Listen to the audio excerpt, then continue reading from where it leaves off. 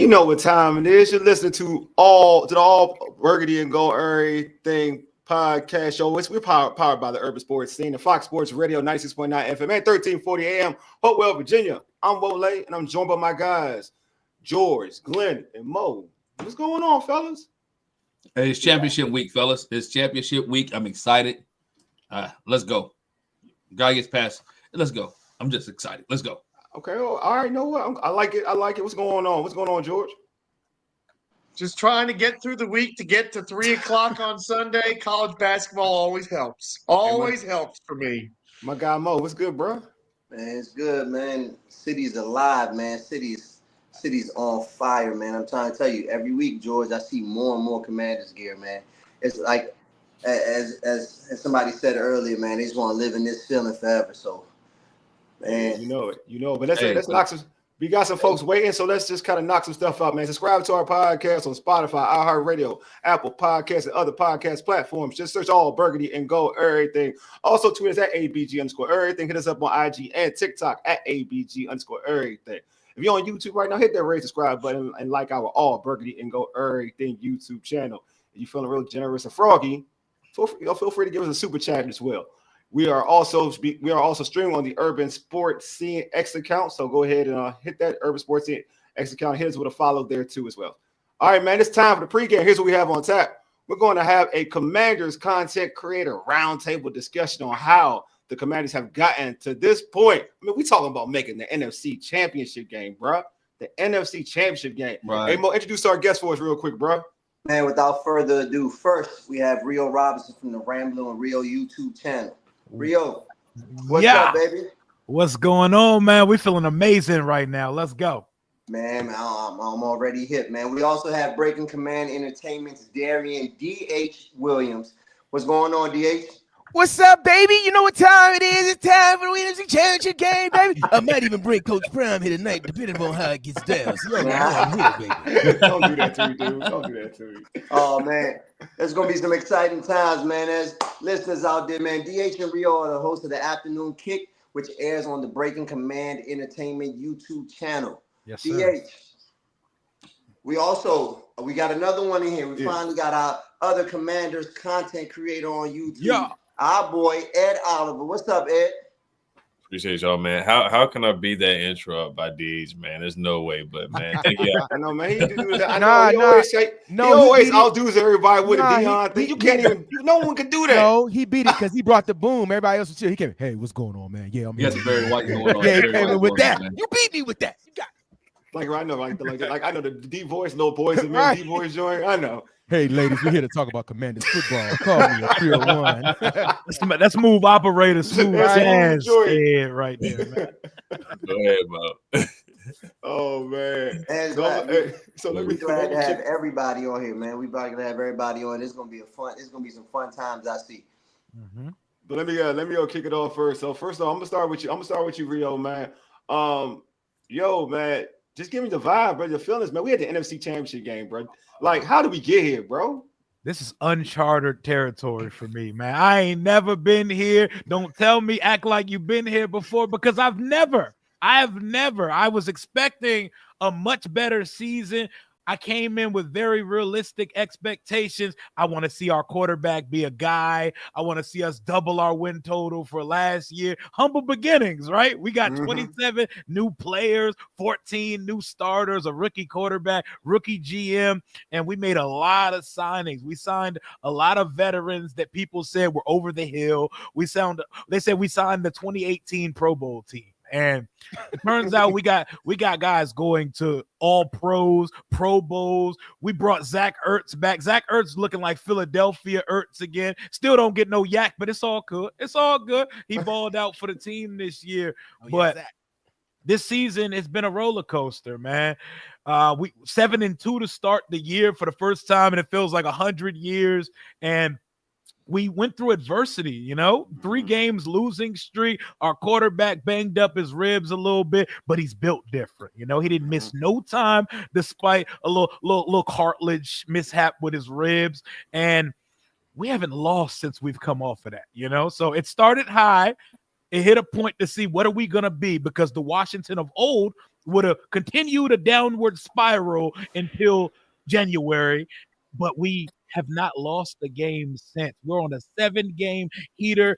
And nothing feels fake or Mickey Mouse about it. We're in the NFC Championship. Our divisional rival.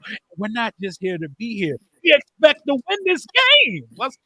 I love some talking about, man. Real, some talking about. Hey, Ed, man, like, how you feeling, bro? Like, how you feeling about this, man? NFC Championship game, bro. Like, how are you feeling?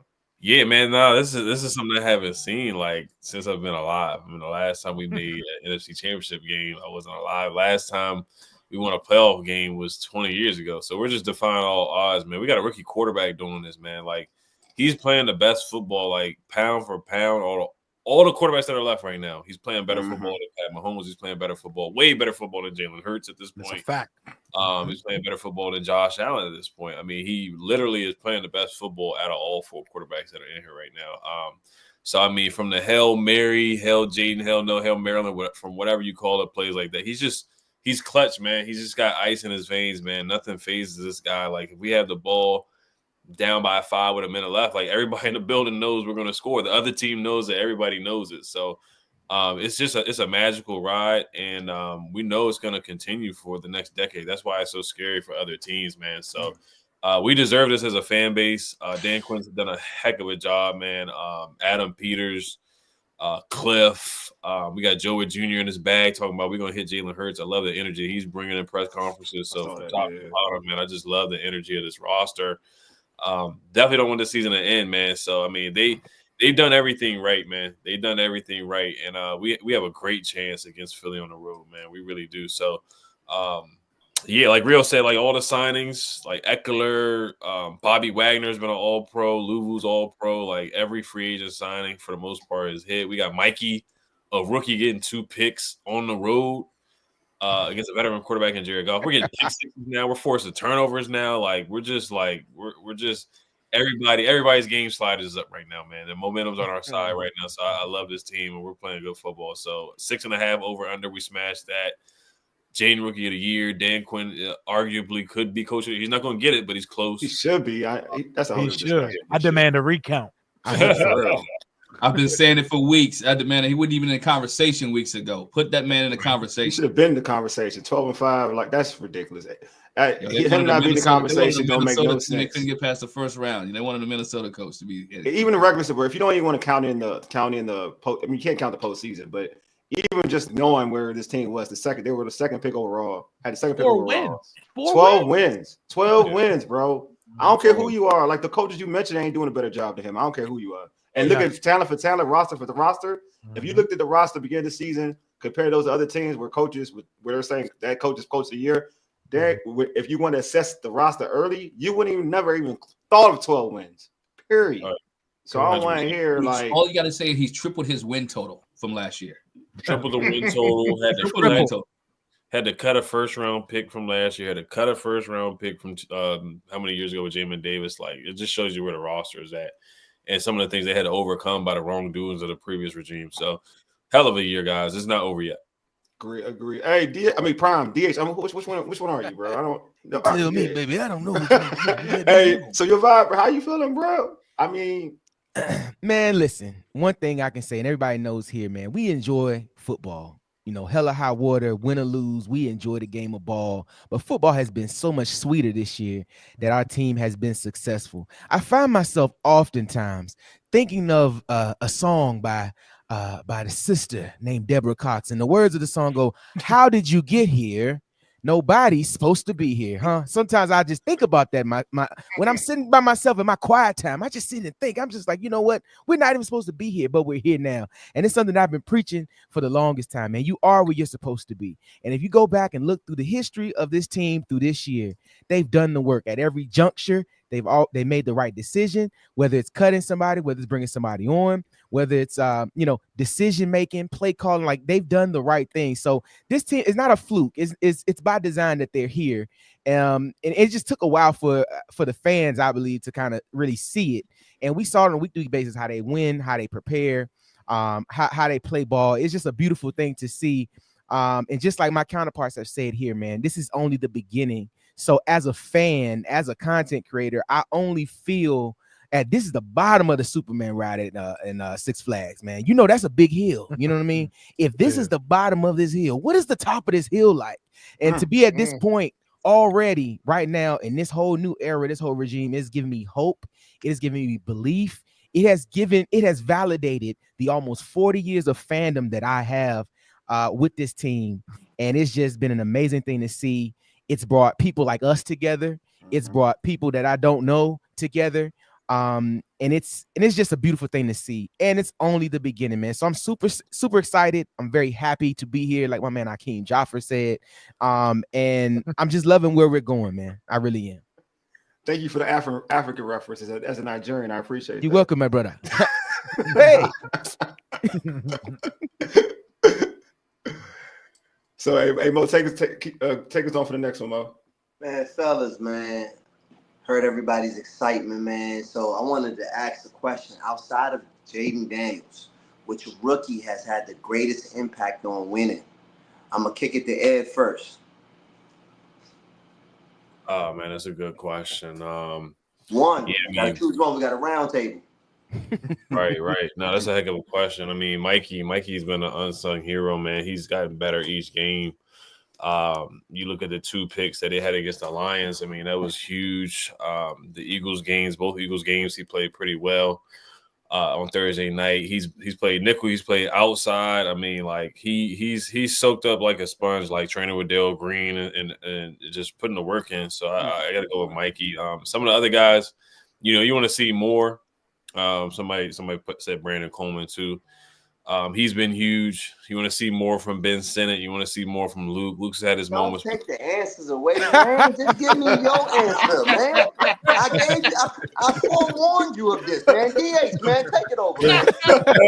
The man about to take your answer, DH. Black people can't follow instructions, can they, man? Come on, man. He was rolling, man. Hey, he was rolling though. I think it's about to be unanimous. I think it'll be unanimous though. No. Okay, look. So I need everybody to give me a different one. So that we won't have a unified answer. I'm gonna go with something unconventional and something different. I'm gonna go with my biggest rookie impression this year is Adam Peters, the rookie general manager. Okay. That's who I'm going with. Okay. This is first opportunity as a GM full-time by himself. He's not an assistant. He's not a scout. He's not nothing else. He is the man in charge making all the personnel decisions. As we just said in the intro, some of the decisions he's had to make, the roster that he's had to put together, and some of the people that have maybe been past their coach prime, they're still there and they're still making those decisions. So the one thing that I do love is that Adam Peters, the first-time general manager, has done an immaculate job, has hit for the cycle this year in his first year as the GM of the Washington Commanders. Ooh, I love that. Beat answer. That, Rio. Like, yeah, Rio. Let's see what you got, Rio. I mean, Jaden Daniels. It's got to be Mikey Sanders still. It's got to be. We've made this guy wear 1,000 hats in his rookie season. His first week of the season, he's in the nickel. Here you go, Chris Godwin. Oh my God, what a first game in the league. He's had his fair share early on, getting beat, and he's battled through all of it, and he's now looks like a serious starting outside corner despite the size.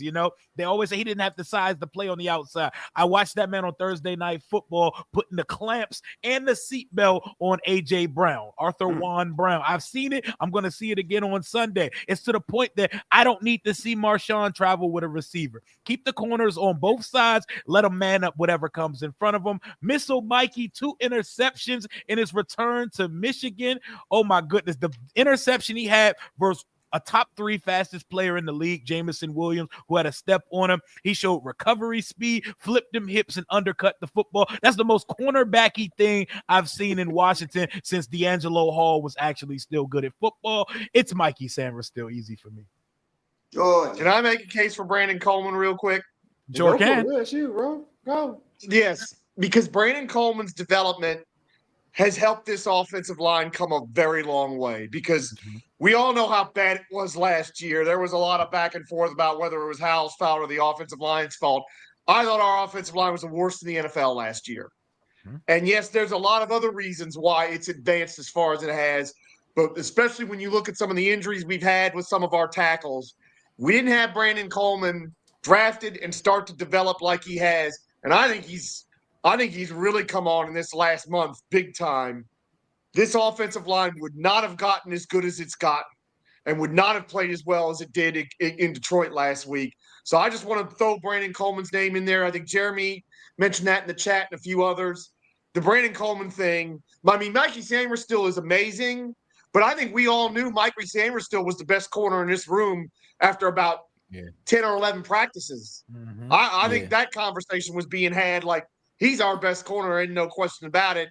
And yeah, he got burned, but look at who he's up against. Like Rio said, your opening bout is Chris Godwin. Oh my God! Oh my I God. mean, holy Welcome crap. to the league, young man. So yeah, welcome to the league is right. So for me, Brandon Coleman has to go up there because this offensive line would not be doing nearly as well as it is, especially at the key point of the end of the season like they have, if he hadn't developed. That's a great point. Glenn. To me, it really, when I think about rookies that made impact, I got to go with Johnny Newton. And I'm going to say Johnny Newton because it's,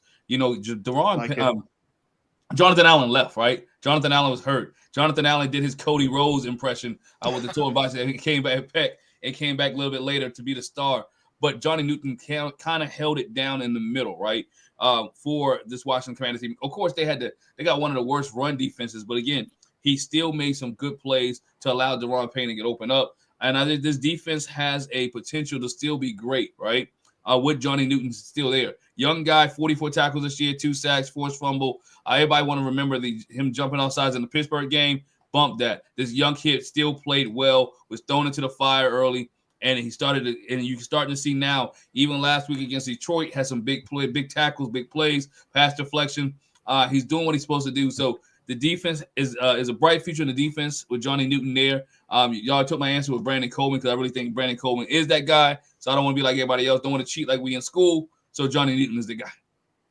Hola, what you got for us? Oh, I'm a cheat. I mean, I'm a Michigan fan. Who you think I'm gonna choose? I know. He is who he is, man. Mikey is who he is. Like, it's a dude who had wide receiver skills out of Michigan, played receiver, so he knows about the route tree. So obviously he's a cornerback. He knows, and he can anticipate what you about to do. Mikey is tough, man. We seen it. And my boy who's a corner, he told me this. Like, you gonna get beat. Like, you gonna get beat as a corner. That's all. That's talk about getting beat. It happens. It's just about how many wins you gonna have out there. You gonna remember the big wins rather than them losses that everybody keep talking about. That's why I used to get mad at people talk about Lattimore. I'd be like, yeah, but now y'all on Lattimore after last week. That's right. Because when you that dude, you forget the bad. You that dude. You know you good. So Mikey's has the same mentality. Mikey get beat. All right, he got beat. He gets beat, but he gonna make a play. That doesn't he has amnesia. Like, that don't matter to him. You know what I mean? You still don't feel like Jamison Williams had him beat deep and he overthrew him. Like, but that didn't stop him from playing the same way. They undercut it and get the pick and got that pick. Like Rio said, did the most cornerback thing. Period. Undercut that, flipped his hips and cut that ball off. So to me, like, Mikey is it. He's shown progression. He's gotten better as the season going on. Everybody thought he was going to be the nickel corner. He didn't. He showed He said, I can do more than that. I can do outside too. I'm good at nickel. Don't get twisted. I'm good at nickel, but I can do outside too. So I let you know the versatility that you got with this dude, like, for years to come. You don't have to just say, Mikey, you just gotta be nickel. Mikey, you be nickel and outside. We got versatility with you. Hey, remember his first assignment on the outside was Jamar Chase in week 3 on Monday Night Football. Yep. They threw it all at this boy this season, man. We want to talk about what you said too about, like, when not having to move Lattimore, like following a receiver, because that's a good point. It's a very good point, because in that same Eagles game on Thursday night, Mikey, but before Lattimore, Mikey was on Devontae. And he was on AJ Brown and locked both of them down on both of those big passes. So I let you know, for this matchup, you don't really look, man. Let Mikey cook. bro. almost And say, let my- he's had to help out Ben St. Juice just come out from the other side. I try not to mention that kid's Hey, name. look, I try not to mention that kid's name. Look, That's a bad omen for the playoffs, right Look. there. Man. Yeah, bad look- omen, bad. Don't say that name. This is like to it's ya- like saying Candyman a couple times, man. Don't say that name. I don't To y'all- mention One, that. you To have y'all to bring point- up the Wegmans, the future Wegmans employees. to y'all point too, man. Like you said, ain't a corner on two legs that won't tell you how hard the cornerback position is, man. That's why they have the flash that they do. Because when they do make the plays, they are a big impact on the game. But every cornerback that you talk to that's played it, that's been on any of our shows or anything, will tell you that cornerback is tough. You're playing against some of the best athletes in the world. You got to cover. You can cover Tyreek Hill, Randy Moss, Jerry Wright, like guys like that who have specific, unique skill sets that you have to be able to cover them full speed backpedaling, and then have to turn and try. Bro, it's hard. It's So hard they're in a position. corner alive that hasn't got beat, and corners will still get beat until the end of time. But they will also make plays, and it's minimizing how many times they get called for penalties and minimizing the times that they get burnt, man. So to y'all saying, yes, I said Adam Peters, but Mikey Sanders still is an amazing player, and he's shown me something that I didn't know he could do this year, and truly has been an amazing player and an amazing addition for this team. Yeah. And so we dove into the rookie, right? The player that had the greatest impact on winning, man. My next question to you guys is which victory brought you the most optimism that this season can turn out this way? I'm going to kick it off with DH. Which moment gave me the most optimism for this season? I knew you was about to orate this beautifully. Let me let you get out the way first. Go ahead. Listen, man, I don't know if there's one specific moment other than we say the Hail Mary and all those other things, right? But I don't know, man. It's just like as you just watch the team, and football is a game of it's a game of will, and it's a game of want to. And it just feels like, man, every time these guys would play, even if it was in a loss, it's just the 1-2. So I'm gonna go with this answer. It's maybe not be the popular answer, but I'm gonna go with the loss against the Ravens, because that game kind of showed me that this team can ball. Right at that point in time, they were talking about the Ravens being, in line to win the Super Bowl. This was their window, and we hung with them. Lost by a score. Right? They showed resilience. The defense got a turnover. Jaden Daniels played well when they wanted to tell that whole story all week with Jaden versus Lamar, and they just played well, man. So I'm gonna say that was the moment that gave me the ultimate optimism for this season of how they could do. I didn't know they was gonna be this good from that moment, but guess what, man? They just showed the whole league that they can ball. And at this point, it's just a 1 week season, man. Every time they get up there, they just got to play ball. And if they stand with the same mentality that they had in that Ravens game, even though it was a loss, but it's the mentality that we can play with anybody. We can play with all the 31 other teams, no matter who you are, no matter what your record is. We can play with you and we can beat you. And that's the one thing I love about this team, man. Anybody, anywhere, anytime. They've truly lived up to that narrative that they've had this season. Rio. I think the first win to put a battery in my back, like we're moving different, was the Monday Nighter versus the Bengals. But the one I'm selecting is the Cardinals game 6 days later. A short week. We went up to Arizona. We had a nice little campfire brotherhood trip. We spent the week in Arizona. We went up there early. They're kicking it at Cliff Kingsbury's house. It's a revenge game for our offensive coordinator. In years past, a momentous victory was followed up by a dud. We would lay an egg the next week, and it would be typical Washington stuff. I realized we weren't moving on the same trajectory as old Washington teams because we were picked to lose versus the Arizona Cardinals. I don't know if people forgot this. Arizona, they hung with Detroit. They hung with whoever they played in week 1, the Buffalo Bills. San Francisco. Yep, they hung with the Bills and they hung with the Lions, and people picked them to beat us even after seeing Jaden beat Burrow on Monday Night Football, and it was belt to ass from the opening tip. 42-14, biggest win of the regular season. I saw just how potent the offense could be. I saw just how diabolical. We saw the going for fourth down. We saw a machine back-to-back weeks, no punts. What is this football this team is watching? It was then when I realized, oh, this is a different type of team this year, and we're going to win some football games, and we're going to score points on anybody they line up against us. Yeah. All right, let me follow directions right now. I don't want it to be like around the horn and I get the negative points. My screen goes frozen. You froze me like the dude on around the horn. I'm gonna go. So everybody had good picks, so I'm not gonna go with the same game that you guys picked. Of course, the Bengals game is a great one, and the Ravens game, that was a good one, guys. I'm gonna go with the Browns game, even though I feel like we were dogs in that game. And that could have been a letdown game too. Like a lot of people are like, oh my gosh, Myles Garrett's coming in the building. Zadarius Smith, JOK. We should have drafted JOK. They got Denzel Ward. They got Newsome. Like we need to trade for these guys. We need these guys so bad on defense. And that was the first time like people were like, because that was a game where Jaden yelled at Cliff. He was like, I got this. Next thing you know, he throws a dot to De'Ami Brown. Touchdown pass, changed the play on his own and everything. It just shows you that he really had control of the offense.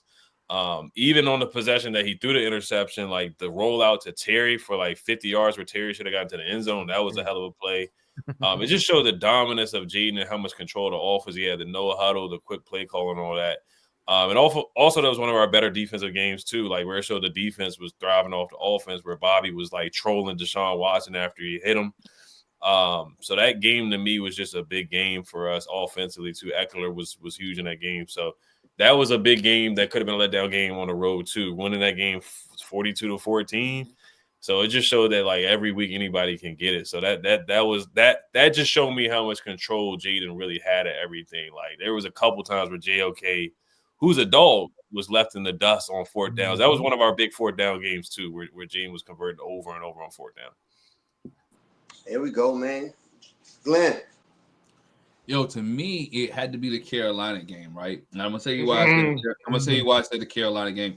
You know, Rio, smart man, great minds think alike. I was gonna say the Cardinals game, but I had to really think about this one real quick. Carolina game, and I was at that game, really made me think. You know what? This team, even without Jaden Daniels, can still be prolific. Have a prolific offense. Let me know that Cliff Kingsbury had Marcus Mariota locked in. They knew they was gonna do it, but that's one of the first games too that you saw a complete game from this Washington team. Right, they caused turnovers. Turnover led to scores, and before you knew it, they was up on Carolina, and everything else was they were just coasting.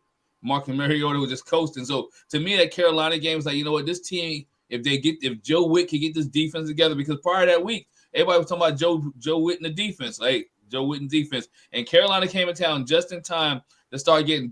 You see Fowler picked up a little bit. Louisville playing against his old team picked up, and that defense was rocking and rolling right there against a bad Carolina team. But again, it was still and not only a bad Carolina team, but you had a Carolina team where they were struggling, but at the same time, Washington needed that team. Sometimes you need the cupcakes to come in, right? Sometimes you need the homecoming game to spark everything up and keep the fire lit. And the Carolina Panthers with their homecoming game, defense got lit, offense kept moving, and you knew you had a backup quarterback if Jaden went down, that somebody that knew the offense. George. Glenn took my answer and his summation is absolutely brilliant. The only thing that I'm going to add are two things. One, the transition from Daniels to Mariota in that game was seamless. And I did not expect that. I don't think any of us could have expected that. Absolutely brilliant from Cliff Kingsbury, the offensive coaching staff, and just the way they went up and down the field. They could have had 50 in that game easily. The only other thing I'll add is that was a sandwich game because that came right after the Ravens. DH's point on the Ravens is absolutely spot on because that was a mighty performance given that they were up against Lamar, who's been a deity this year, and the king himself. And they both got their stuff off. And Washington still, if they could have got the ball back one more time, the Ravens could have been in some trouble. And the next week was Caleb versus JD5, which the whole country was looking forward to that.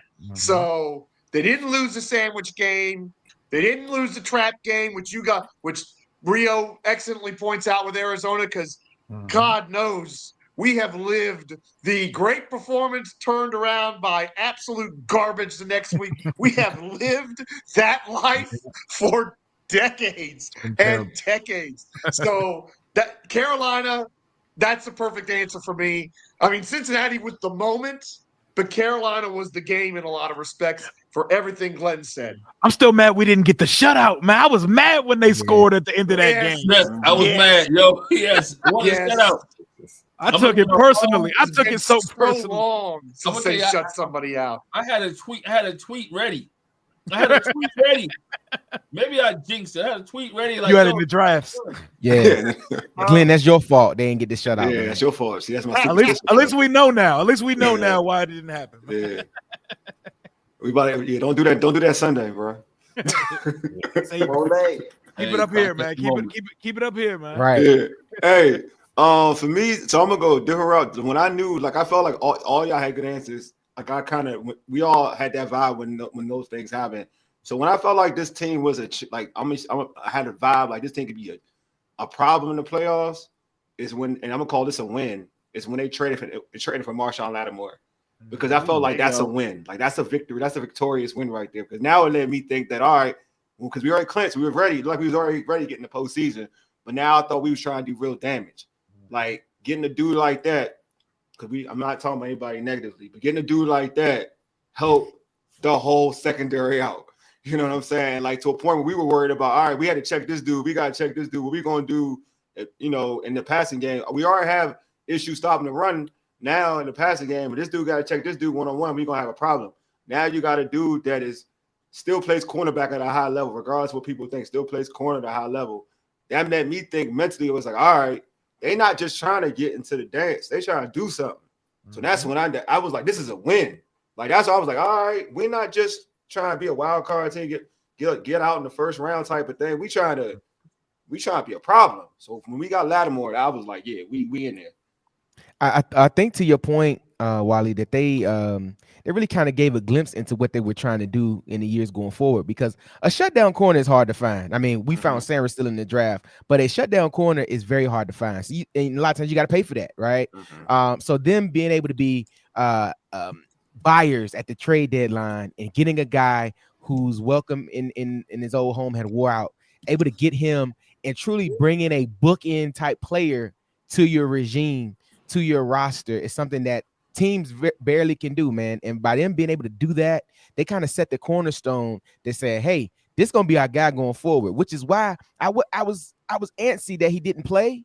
But it was like, look, man, when he's healthy and he's ready to rock and roll, he can do that. And as you can see, when he's in there, the defense is a different defense when he's playing. He's bought in. Yeah. And he's one of those guys. You heard DQ talk about, a commander. What does that mean? I heard Terry in the interview the other day talk about that they have a creed that they go by. You got to sign in. You got to rock with it. Like, if you're not a part of that, you're not here. And as you can see, all 53 guys that's here right now have bought in, and the guys who really didn't were exited very quickly. So I think they were able to find their guy, find a bookend piece that's only going to help them going forward in the drafts and free agency, not even having to address that position going forward. And you talk about them guys being locked in, man. I watched something today. I watched Zach Ertz being mic'd up, and I watched Jaden Daniels a couple of last week being mic'd up. And you can see how these dudes are locked in and cheering each other on, right? You can see how totally locked in they are, how supportive they are. It's not just a whole bunch of fluff, right? It's not stuff for the media, but these dudes are really bonding and really like playing with each other. And that motivates you, man. When you got the other 52 guys behind you, right, cheering you on. You got the coaching staff cheering you on. People know your talent, know your skills. And I think when you walk into Ashburn now, when you walk into Northwest Stadium, you can feel the energy and you can feel like, oh, this is genuine. This is really love for each other. This is really support for each other. Unlike the dude sitting there on the bench reading a book. It sounds like the culture is damn good here now. They told us about it a couple times years before, but look at the brotherhood and solidarity. Doug Williams is an honorary captain for the playoff. Every player on the team had a Doug Williams t-shirt on at practice last week and welcomed Doug into it. Look how they was rocking the Cartier buffs in the locker room after the game as a shot at Detroit. It's just a lot of brotherhood stuff going on in this building, man. I'm loving watching these mic'd up. I ain't never seen Terry this vocal before. Man, what? Yo, Never seen Terry talking Cussing that Terry talk. is a different dude, man. Terry dropping F-bombs. I'm loving Terry's talking crazy. I see the hype on the sideline. He dapped up Mikey Sanders. They're giving out gifts. It's a book fair. Like, when does Terry talk? Like, I love this team so much, man. I know. I'm with you. Hey, we got a question. I'm gonna direct this to you, Ed. It's my man Paul. He said, what happened what player on his roster, in his current roster, the staff unleash? I'm gonna start with you, Ed. Ooh, there's so many ways you can go with it, but I'll pick one guy and follow directions. I'm gonna go with Dante. I'm gonna go with Dante, man. I'm gonna go with Dante Fowler because he was a top. What was he? A top 3 pick? He was a top 5. He was a top pick. He was top 5. Top 5. So Yeah. he was. I'm not gonna call him a bust or nothing like that, but like No, this. Yeah, I mean, yeah, He was. Yeah, he was. He was. You know, he was kind of on our number 2 pick a couple of years ago, trajectory basically where he didn't live up to the hype, and he had 9 sacks on the season, 8.5, 9 sacks, and coming from Dallas where he was really just a backup. Here he was a rotational pass rusher too, but 10.5, baby. Yeah, he had double-digit sacks. We talk about that Panthers game. Like, he set the tone for that game. Like, he set the tone with a pick 6 to start that game off. So, he's been an unsung hero, man. He's played with reckless abandon. He had a big hit on David Montgomery. He had a terrible phantom face mask called him in the Lions game too. But he's been a tone setter for us, man. He's brought energy with that rotation. One of the biggest question marks this season was, who is going to step up and be that pass rusher? Who's going to get to the quarterback? Because we didn't have like a big name juggernaut like we had, like the hype that we've had, these defenses that we've had the last 2 or 3 seasons, the first round picks. And he's come in and really filled what we really needed at that spot, man. So I say him, man. He's really had a resurgence off of just being the backup to D-Law and Micah Parsons. He's come in here and really found a role for him. I really thought he should have made the Pro Bowl, but it is what it is. Who kind of cares about it? But you kind of want those accolades for your guys, and I think Dante Fowler has been kind of that the guy, like that X factor, like one of those bold predictions, like somebody gets 10 sacks. Like he's definitely been that guy for us. What about you, Real? What do you think? What's yours? Who's yours? Mine is easy, man. I call him the screw loose oos.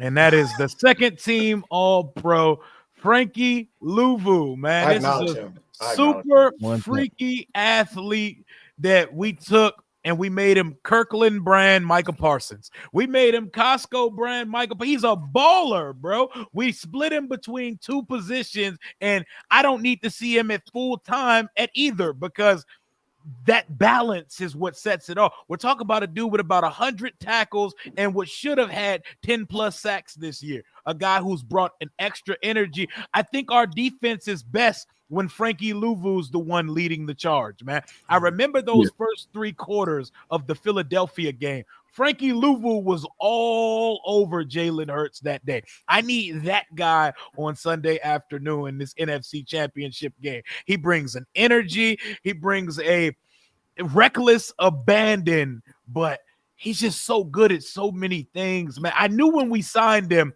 like, okay, he's not getting a 1-year prove-it situation. He got a 3-year deal. They believe in what this guy is, and they've made him the chess piece of the defense.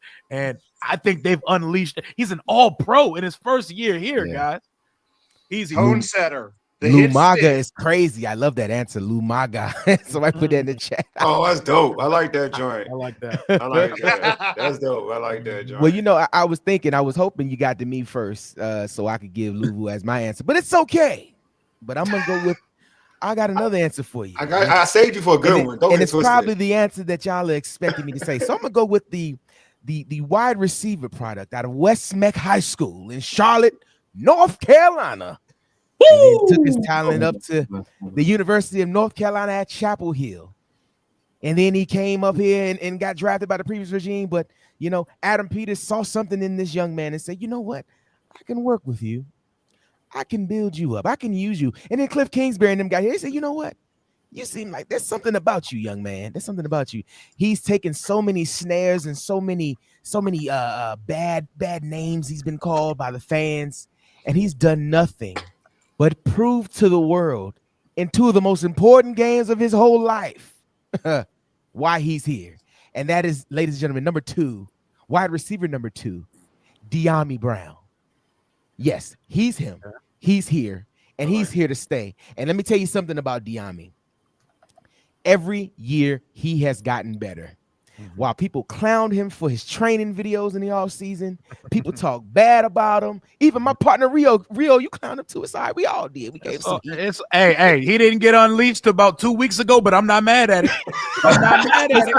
But see, look, when it happens, it happens. So look, I know I joke around, but I seriously believe, man, they saw something in him that knew that he could affect the game. They knew he could play hard, and he worked hard. You saw it by the way that he blocked. You saw it by the way that he did whatever they asked him to do, whether it's on special teams, whether it's just blocking in the run game, whether it's catching a ridiculous number of wide receiver screens. Whatever they asked for him to do, he did it. And now that his opportunity came around in the playoffs, he is playing like a number 1/number 2 receivers, getting amazing amount of targets, being sure-handed in crucial situations, and being a guy that Jaden can really look to catch the ball and make something happen with the football. And you even seen the pass. If OZ had caught the ball, in Dallas, he would have a passing touchdown on the year.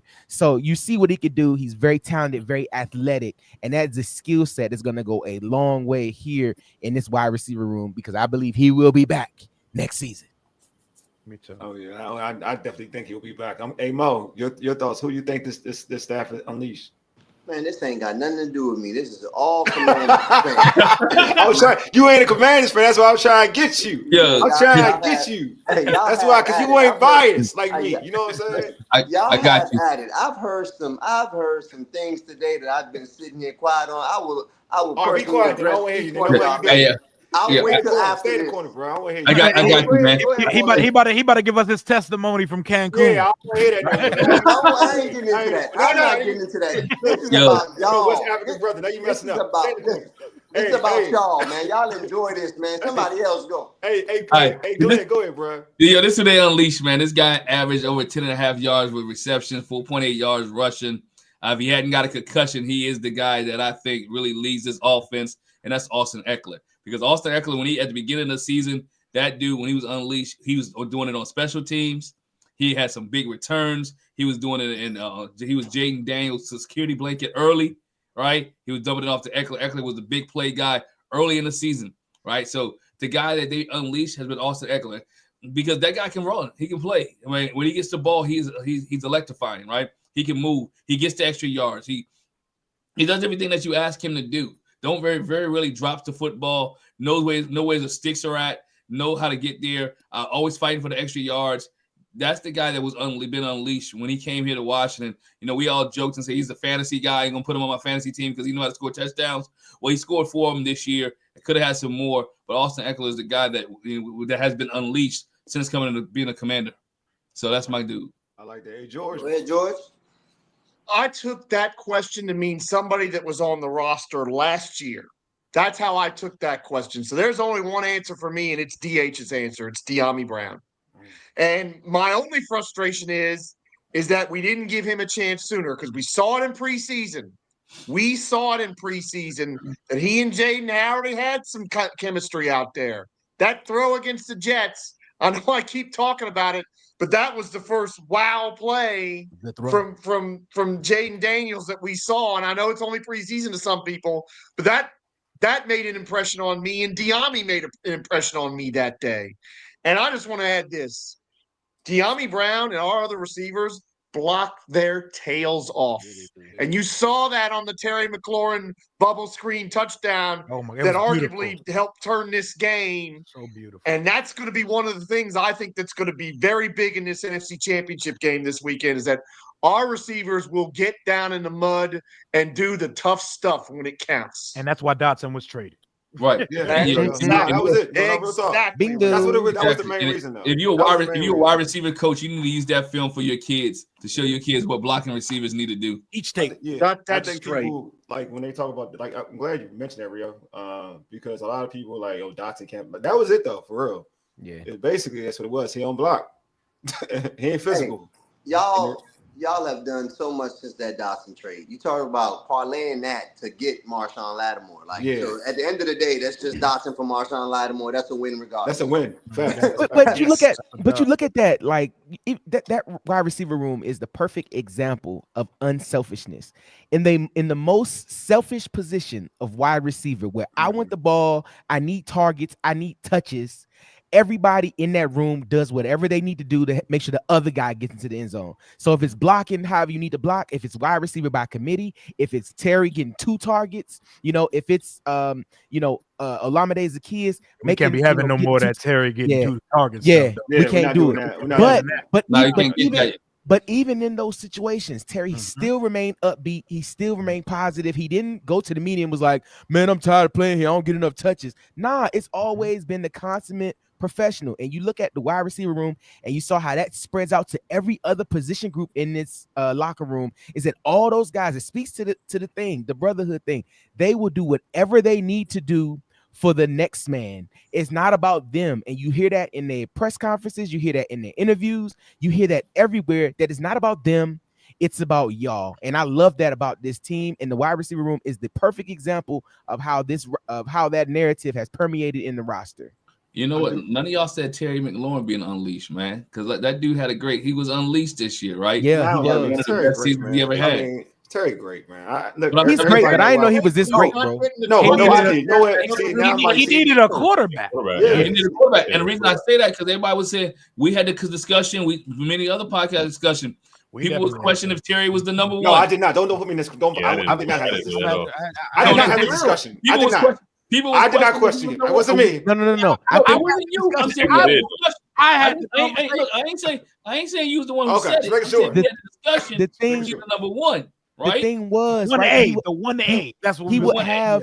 He had wide receiver 1 production, but not like wide receiver 1 production. If y'all understand what I'm saying, like he was he would get all the catches, he would get the yards, he would score touchdowns. But this is the first year of. What is it? This is first year double-digit touchdown? Yeah. DH. Remember that stat that I told you I bring up on every single podcast of mine? Terry never had a 150-yard game. Never. It blows me to this day. Never.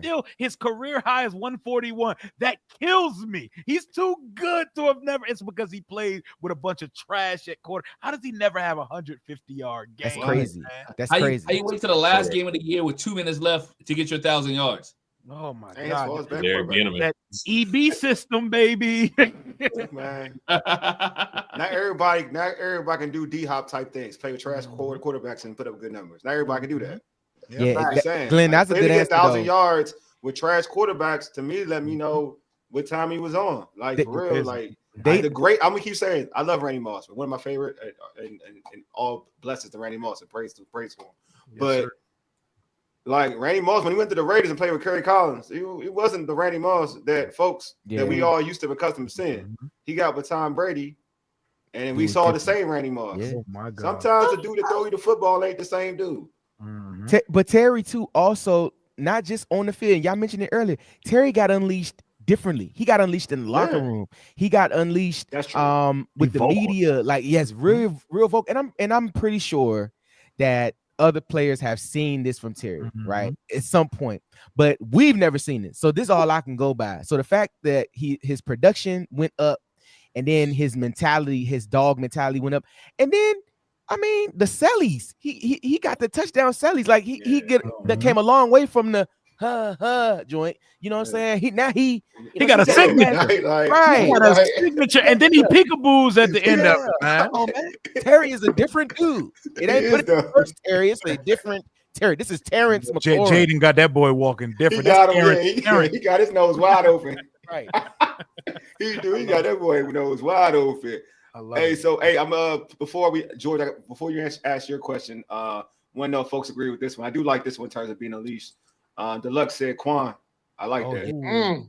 I like great that. choice. I like Pick that. Six, man. Pick Six Quan. But I think they knew. But I think the coaching staff knew what Quan was, because Quan. It was no question that Quan was going to be here. Quan was instantly the starter. Like it wasn't no. no doubts. You know what I'm saying?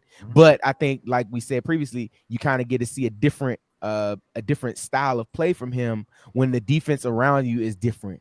And then when your coaching is different, you're not having, a middle school defensive back coach, coaching you anymore on your squad, or a defensive coordinator that coaching overseas now. Dust ups. You know what I'm saying? Like, are you talking about the Paris Musketeers? Yeah, overseas. My boy Dust Up Del Rio for the right. win, DUI Rio now. Right. DUI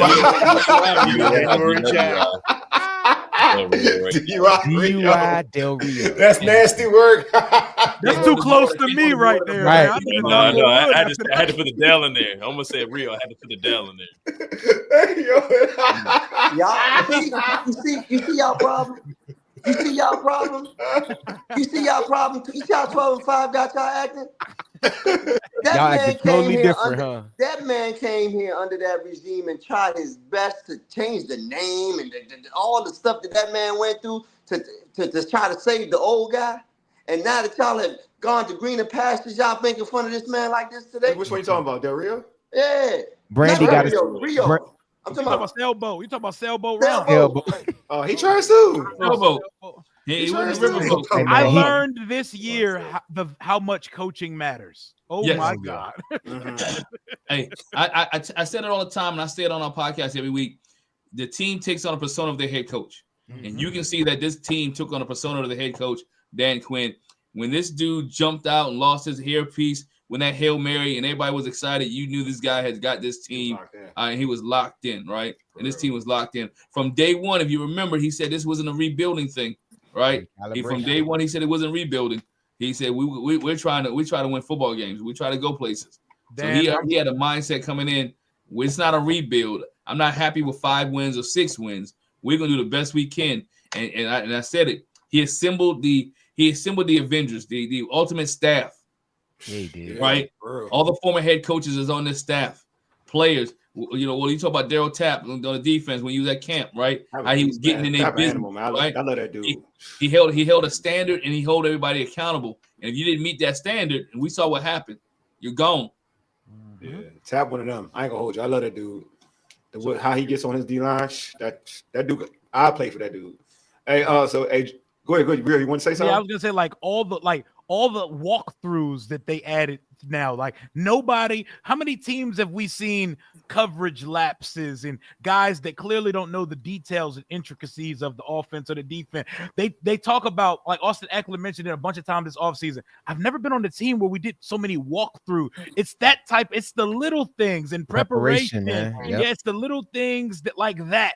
Like Dan Quinn, I'm so sorry about the way we acted when we saw that picture of you at Dallas. We was wilding, bro. We was wilding under that joint. Yeah. I go back to that picture and laugh at myself and all of us because we were talking so crazy after Ben Johnson spurned us. Bro, the preparation level for this squad is A, not H, bro. And I love that. The fact that how our staff is preparing our teams, bro. Because like you said, with the walkthroughs and those situational days and those compete days where they really force the issue home. And that's why I feel like, man, this team is very different. This team makes second half adjustments. Yeah, as y'all can see with our defense, these guys the run game may go off in the first half, but the second half they come out and they play differently. So our staff has been prepared, and they prepared the guys, and they're just totally different. So like Rio said, man, coaching, man. Well, we know coaching is important, but I don't think we understood the level of coaching and the importance of having a good coaching staff that's locked in with the guys. Totally agree. Hey, George, take us to the next one. Jaden Daniels, Johnny Newton, Mike Samerstill, Brandon Coleman, Luke McCaffrey, Javonte Jean-Baptiste. They've all made contributions on the field this year, some of them incredibly significant. Is this the best rookie class in Washington after 1 year that we've ever seen? It's got to be, right? I mean, what other rookie class has had this team knocking at the front door of the Super Bowl? Like literally saying, hey, we almost here. Like, I mean, every day from whatever show you watch or you listen to, Jaden Daniels has done has broken some other record, has you know, and a lot of stuff do be sounding made up sometimes, but I'd be like, you know, he's the first guy in 32 games. I'd be like, man, what are they talking about? But like, bro, the contribution from all those guys that have been drafted. And how often do you have a full draft class be on the roster and be active members and participants in these games? Minus the injuries, all these guys play. Like in some way, shape, or form, they have some role. You know, it's not, you know, because you was drafted in the 7th round. Nah, you not playing. No, bro. They've gotten contributions from everybody that they drafted. So the short answer is yes, but the long answer is, I mean, this was a plus draft for the staff, like hitting out of the park. They found the guys that they wanted. They found guys that fit their scheme now. And that's also, too, we didn't know what this team was going to be in the offseason. So for them to get those guys and really be able to impart those guys into the roster, 100%, this is the best draft class here, and they've contributed the most by far. I'll read this. Hey, thanks, Joe. Appreciate you for the super chat. Rooting for Washington this weekend. I will admit Jaden Daniels is a different human being. Appreciate you, homie. He's not a human. He's the Terminator. He's awesome, bro. He's awesome. Hey, what about you, bro? You agree? Oh, yeah.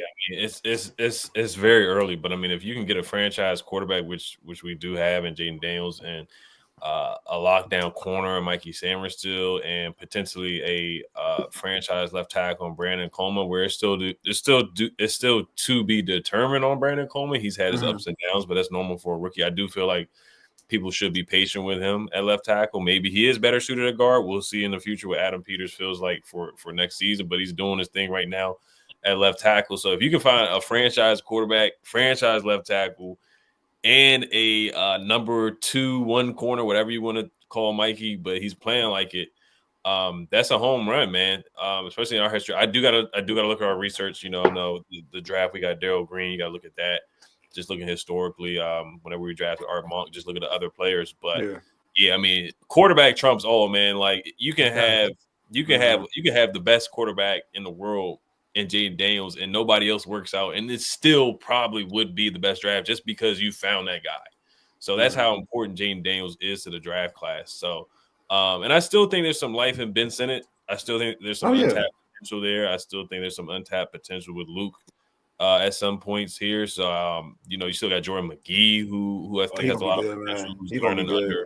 Yeah, I think he's still going to be good. Learning under Bobby Wagner, Dominique Hampton. If you watch some of the mic'd ups, he's always around Bobby Wagner. They love him. They love him. Yeah, they love him a lot. They love him a lot. Yeah, so I still think there's a lot of guys who have untapped potential. I know you brought up Baptiste. You know, you never know. We always draft a defensive end in the 7th round every year. It's just a commander way. But yeah, like I said,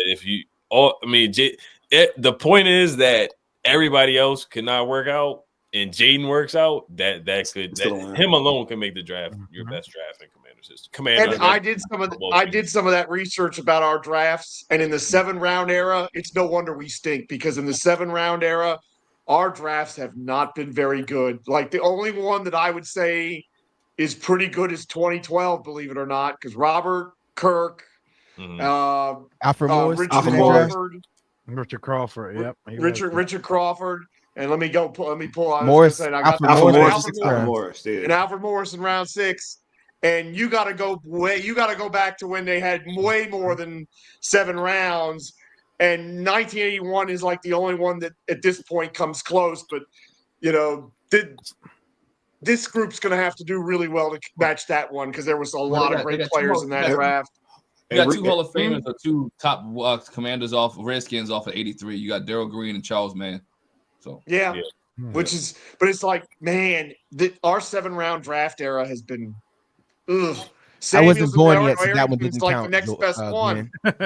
Hey Rio, what's your thoughts, bro? Okay, my thoughts on it are, I know how this fan base, I know how we look at these draft picks, and we wanna write the book on them immediately.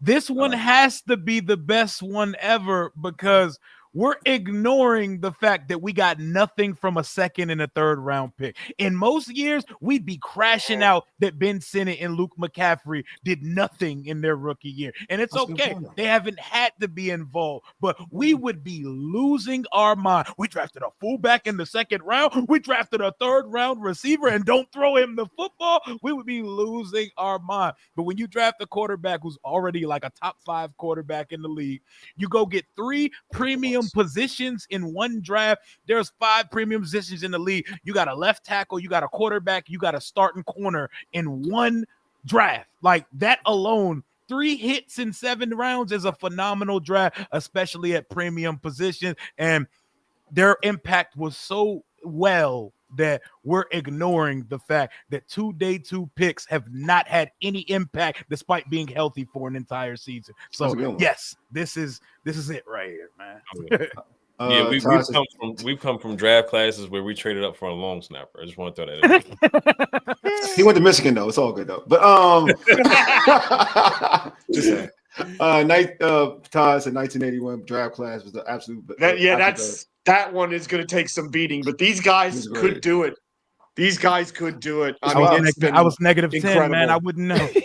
I mean, I was just born, so I don't even. I mean, it is what it is. I think I'm the oldest one. I was about 3 years old on there. You know. I would say yes. This one is for me. I would say it is, but I also like the draft. But I guess it was only because of 2 players, and we got lucky getting Chris Samuels and LeVar Arrington in the same draft. I thought that was just dope. Like in the first round, I remember watching. I was like, damn, we got both. Is that when the Saints gave us everything? Yeah, we got both. I thought it was when Carolina gave us everything. It was somebody for Sean Gilbert. Oh, that which one was it? Was it the Ricky Williams trade or was it the Carolina trade? I thought it was Carolina. Because they gave us 2 first rounders for 2 years. That was a 2000 draft, right? That was 2000. Oh, 2000. That's right. 2000. Yeah. The Saints gave us their entire draft class to draft Ricky Williams and a couple picks the next year, and we ain't even hit on that much. Nah, we didn't hit that one. But I know with LeVar, we had just went to the playoffs. Like, we just got LeVar and Chris Samuels. I was like, dang, like, all and they was like 2 and 3 back to back. They was number 2. Back to back. That's why I thought out for a minute. I was like, this is the best draft ever. I don't care about the rest of the players. I was at that draft party. I was there. Yeah, that thing. Whew, I'm telling you, that was that draft was, man. But yeah, I would say, I mean, in terms of longevity and just terms of like the amount of draft picks and to set dudes who were playing at a high level, yeah. And even I would say with Brandon Coleman, I think this is all a good learning to a good learning year for him, to be real with you. Like, yeah, we've seen him in the postseason where he he had his best days in certain games, especially that Tampa game. He had his best game against Tampa. But I do think that throughout the length of the season, we've been impressed. You know what I'm saying? Just he had certain points where he has I call it the Ricky Lowell, right? You know, just got to adjust. But it's good that he was in the fire because he's had success. We've seen rookie left tackles, higher draft picks being trash. You know what I mean? Like, guys we thought would be productive. To me, at least he looks like I'm not gonna call him an all-pro, but he looks like a quality good left tackle at the moment. Like potential to be a quality good left tackle. Now it's up to him to take the next step to be an all-pro caliber left tackle. But I do think in terms of what I've seen the body of work for Ricky, just like I would assess a quarterback, like you don't have to have the Jaden year for me to think you're going to be an all-time great quarterback, right? Like Jaden's is the exception. Like that dude is just something else. But as long as you show progression towards the end of the season, typically I'm like, all right, you show promise, then you can probably be a good quarterback down the road. Right, so that's what Josh Allen did. I would say Brandon Coleman did. Say what you say, Glenn? I said that's what Josh Allen did. Josh Allen didn't have a great rookie year, but he's progressed each and every year. Yeah. But look at this though. Let me tell you something. If there's one thing this regime is gonna do, if you can't play, they're gonna move on from you. So the fact that he's still in and he's playing, that should let you know how they think of him. Because let me tell you what, I mean, moving on from first, like normally second round picks, they get some leeway, right? They get a couple times, but like, bro, if they feel like you're not gonna work out here, they're gonna move on from you. So the fact that he's still playing and he's being effective and he's starting, like they believe in him and they'll do whatever they can to help him out in those situations. Hey, Glenn, you can take us to the next one, bro. It's an unpopular one, man. I want you guys your honest opinion on this one here, right? Would this team would this have happened? This season happened if Dan Snyder was still the owner and had drafted JD5. Because guess what? If Snyder was the owner, JD5 was going to fall to the Commanders anyway. So if Dan Snyder was the owner, that's true. Will we have this season? Who's the coach? Yeah, that's the thing. Yeah. No. I'm gonna say no. I'm gonna say no because somewhere in the process there would have been a disconnect. There was never alignment from the top of the organization with Dan. Dan would have somehow, whatever the sexiest, dumbest thing we could have did at general manager and coach, he would have hired another yes man to run the organization. No, we would have somehow, like, under a bad owner, you can sometimes have a 2012. You can have a good season, something that is not sustainable. Like, it's never gonna, like, all our fortunes turned when he left this organization. He would have found a way to mess it up. So I'm gonna say hell no. We would have kept Sam Howell. We wouldn't have taken Daniels. We would have kept Sam Howell. 100%. If Dan liked him, probably whatever Dan wanted to do, because he would have hired a GM that had to listen to him, and that GM would have hired the coach he told him to hire. So it would not have worked. That's a no. I truth be told, it's really an easy answer. You think about it. Like, you already heard the report. This is what would have happened. He would have hired Ben Johnson. We would have kept Sam Howell.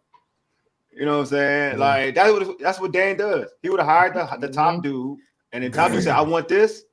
You want this? That's what you want? You get it." Dan would have still flew out there and said, "Nah, you're not telling me no." Exactly. Me? You think Ben Johnson would have told Dan Snyder no? Whatever do you mean you're not going to be my head coach? You better get on this plane. What you talking about? You better get on Commander Redskin 1. Right.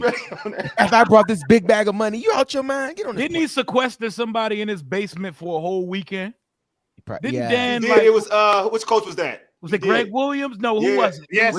I don't think it was Greg. No, who was it? He put someone in his basement. He did. Wouldn't let him leave. Who was that? Who was that? Who? Oh, he was. I don't want to Google it because I don't know what I might find now. It wasn't Greg Blosh. Was it Fossil? I don't know. Somebody stupid. It was like, it's ridiculous. There was somebody, he would not let them leave his house. Oh, Josh Norman. It was Josh Norman. It was a player. It was Josh Norman. It was a player? Oh, that's right. Yeah, Josh Norman. He did it, Josh Norman. Okay. They wouldn't let Josh Norman leave. Man, it wasn't Zorn. How did that work out for us? It was a coach. I'm telling you, there was There something was- he did with a coach. Like, I know he would not let Josh leave. He would not let Josh leave. Hey, look, he don't need to be holding nobody against their will. Boy, we graduated from poverty. Oh my God, man! I'm gonna answer your question. I'm gonna answer your question, Glenn, and I truly believe the answer is no, but not for those other reasons. I truly believe that some of the things that have happened with this team has only been because you got rid of the negative.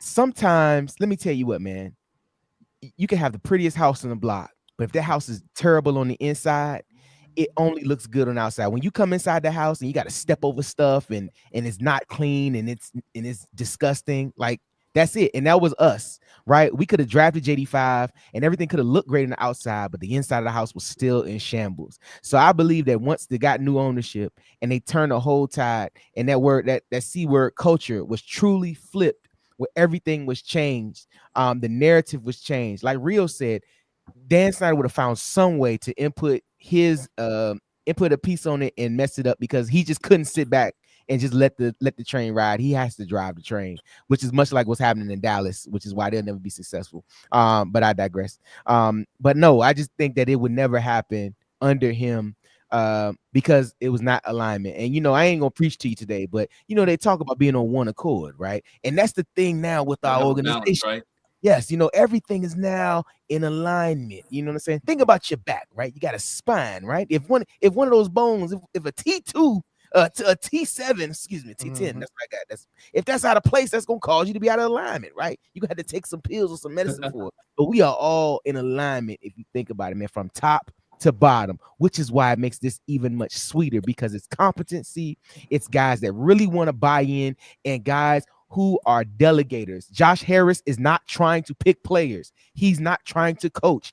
Adam Peters is not trying to coach, or he's not trying to make business decisions for the team. Dan Quinn is not trying to own us and trying to finesse business deals.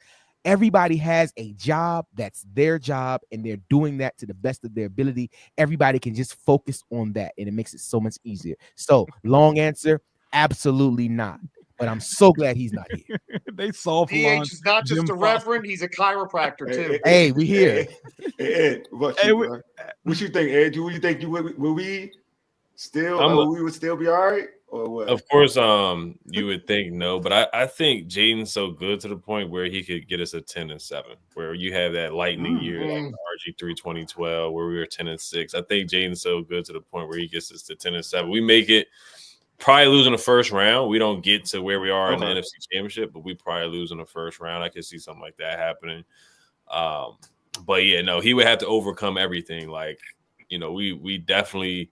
We probably wouldn't get Adam Peters. We wouldn't have got Dan Quinn. We would have had a yes man like Brian Schottenheimer over with the Cowboys. We probably would have had that type of coach and that type of GMing and stuff like that. But I think Jaden would have found a way to overcome and pull off the fireworks. But like that Hail Mary, like everybody says, that Hail Mary was just like getting the Dan Snyder spirit out of the building. Divine karma. Yes. It's that sage. It's that sage. That Kyrie Irving sage. Yo, but think about this, like what you said. Chakras. Think about small things like coaches at press conferences. Ron Rivera would go up there and say, they'd be like, why did he say that? Like, why did he reveal this much information? You don't get that. You don't get that with Dan Quinn. You know what I'm saying? I stopped watching Ron Rivera press conferences when he didn't know we needed to win the game to be in the playoffs. Exactly. We can get eliminated. We can get eliminated. But you look at stuff like that, right? Like that doesn't happen. That's not allowed to happen when your leadership is correct, right? You have guys that are prepared and guys that actually are competent and know what they're talking about. I look at small things like Dan Snyder still being in charge. The team wouldn't have upgraded their facilities. We wouldn't be getting this much content if Dan Snyder was still in charge, this much access. We wouldn't just the way that we wouldn't even be perceived good. The league loves us now because Dan Snyder is not in charge. We're actually perceived as a well-ran organization and people like us again. So absolutely not. I'm gonna read this one. We got super chat. So I'm gonna read this one super chat. Said Rocky, where's you blue yoga fans with Largo right fans? Hey man, you a trip? You gotta stop, bro. Hey, he is hilarious. He always comes with. I know, man. Always great though. They always great. Oh, y'all know. I just had to read that. The city to color combinations be elite every time. Every time, bro. Every time. Hey, you gotta call him a Bama though. You gotta call him a Bama. Right. Bama. Hey, this one ain't on the list, man. Do you guys regret that it's the Commanders and not the Redskin name doing this? No. I love Commanders. We're the Commanders. That's my team. Oh, you like Doug? That's my team. Yeah, we're the Commanders. Hey, Doug, what is it? We're the Commanders. I'm an old school guy. I'd rather this be the command. I understand it's the same thing, but I'd rather be saying right now the Redskins are in the NFC Championship than over the Commanders. I mean, let me put it this way. All we want is a winner. That's one. That's just facts. But what I would rather have, yes, I would obviously. I mean, I grew up, that was the team I grew up watching, you know what I'm saying? But like I said this before, like I know we all like complain about the stadium. I used to talk about people complain about the stadium, whatever. But I would like if we was winning, we wouldn't care where we was playing at, man. We would not. You know what I'm saying? Right. Like it's like when you're losing, you dwell on the negativity. So that's I get it. Like I understand. So yeah, of course. But we winning, so I can overlook anything when you're winning. When you win, you overlook a lot. So we winning. So we the Commanders. We cool. That's how I look at it.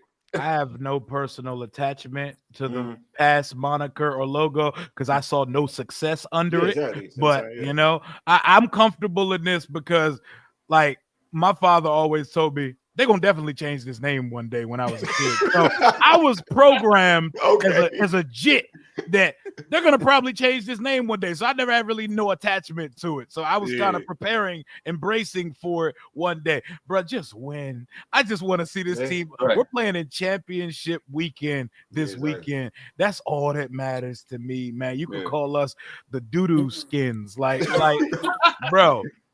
I'll be a proud turd in the Super Bowl, bro. Yeah, because like at the end of the day, it's like I always say, like I caught watching college basketball, watching like the Fab Five in Michigan. They took all the banners down. I was like, you ain't erasing the Fab Five. Mm-hmm. You took all the banners you want down. You ain't erasing it. You know what I'm saying? Reggie Bush Heisman away. You ain't erasing that. You ain't erasing that. You ain't erasing. You're not erasing the history of the Washington Commanders Redskins. You ain't erasing it. They still the same thing. You know what I'm saying? At the end of the day, like. Yes, the Commanders, but they still a lot of people still call them the Skins. So it don't matter. Like my little brother still call them the Skins. So at the end of the day, they are who they are. You know what I'm saying? So and again, it's not the biggest thing.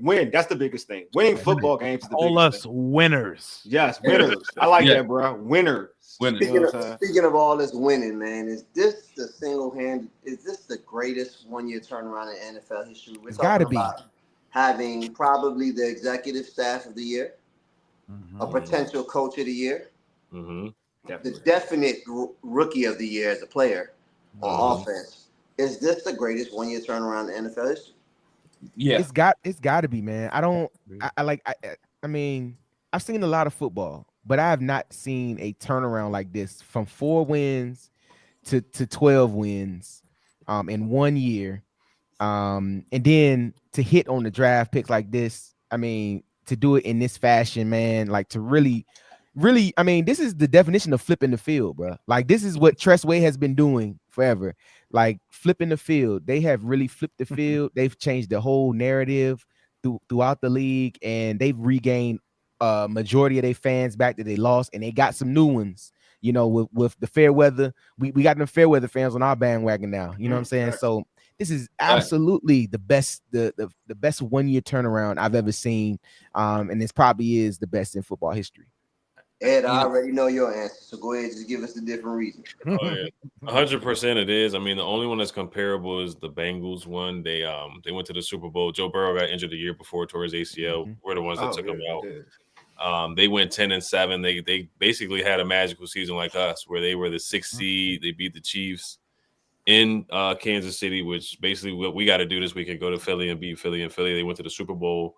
Another LSU quarterback, another great LSU quarterback. So that's the only one that I can say that's comparable. Even Joe Burrow was a sophomore quarterback that year, and he had a better supporting cast with Jamar Chase and other receivers like that. So that's like the only one I can really look at and be like, hey, that's something similar, because they made it to the bowl, which I believe that's something we're gonna do too. So, but yeah, other than that, yeah, this is by far coming from what we came from with terrible ownership, like we just talked about. First year, GM Dan Quinn coming in first year, Cliff Kingsbury, who offensive coordinator. A lot of people had a lot of reserves on Cliff too. Like he had a rough out with Cardinals. Yeah, I know you did. Well, we talked about that. I ain't gonna hold you. I did. Yeah, he had a rough outing. Like last playoff game he had, we saw what happened, and he stepped up like that with Jaden and see what he's done. Joey Jr. first year defensive coordinator too. He's getting interviews left and right. So we got Lance Newmark, who's about to sign somewhere else as a GM, who's in the front office. So it's usually the other way around, where we're begging for other people to come here. We were begging for Eric Bieniemy to come here, other coaches to come here. So it's the other way around, top to bottom, like not just players, but front office, coaches, all that stuff. So yeah, definitely us for sure. Rio. Man, it's easy because it's more than on the field. We've had a cultural exorcism on and off the field. Bro, before we talk about the football off the field, I ain't never seen a consistent playing surface on the football field at Northwest, formerly known as FedEx Field. They polished the stadium up a little bit. The fan experience is better. They got light shows now. I'm talking the camera team is nice. The videographers, they actually got good content now. They know how to make a program TV show. Skins Nation used to be ass, man. Larry Michael and his intangibles. No way. It was like watching a QVC ad sponsored by the Redskins. That's what it looked like when he hosted that joint. We make good content now off the field. They know how to treat alumni. Alumni actually wants to be in the building. They put seats at training camp. It is so much more than football. Like, we got a complete purging of a franchise. And then you go to the football aspect of it. We lost 8 straight games to end the 2023 season. We were 4-13. We are 60 minutes away from the Super Bowl right now. If this ain't the greatest turnaround, I don't know what is. This is the type of stuff they make Disney movies about. Yeah. Yo, I'm gonna agree with Rio, and this is a 30 for 30 later on, coming out live for 30 for 30 in the next couple of years, right? Especially if they finish the deal, right? This is a 30 for 30 because the turnaround is great. Even the stadium and the club level is different now. Food is different. The staff even nicer now when you go there, right? Everybody got a smile. How can I help you? You know what I'm saying? So it is totally different. Great turnaround from the PR moves, right? It's been different for this team. This team has been the talk of talent. I mean, I'm in the city I'm in right now, right? I have seen today alone, almost every building I've walked into, somebody had a Washington Commanders hat, scarf, gloves. I was at a high school basketball game last night, and people were sitting in a high school basketball game, and I'm in a central part of Virginia, and they had Commander stuff. I went years at this high school, ain't never seen nobody wear nothing Commanders but me. And so now, and George know what I'm talking about, George. And so to see people coming out of the woodworks now, it's a turnaround because everybody's talking about it. And what made it a turnaround? This team was prime time. Look how many times this team was on prime time television. How many times this team showed out when all eyes were on them. They used to be the dud, right? When they didn't want to put them on prime time. Now everybody wants to see Jaden Daniels. Everybody wants to see the Washington Commanders because guess what? They're must-see TV. Amen. I was gonna say that they had to win the Super Bowl to be the greatest because the 49ers in '81 went from 6-10 to 13-3 and won the Super Bowl, and they were a sad sack franchise right before that, before Bill Walsh and his genius and Joe Montana started taking over. But Rio, you convinced me because of everything you said about the stadium, the off-field, the presentation, just the complete and utter root and branch reform that happened with this football team from the very top to the very bottom. This is and it's like somebody said in the comments, if they win this Super Bowl, it's a movie.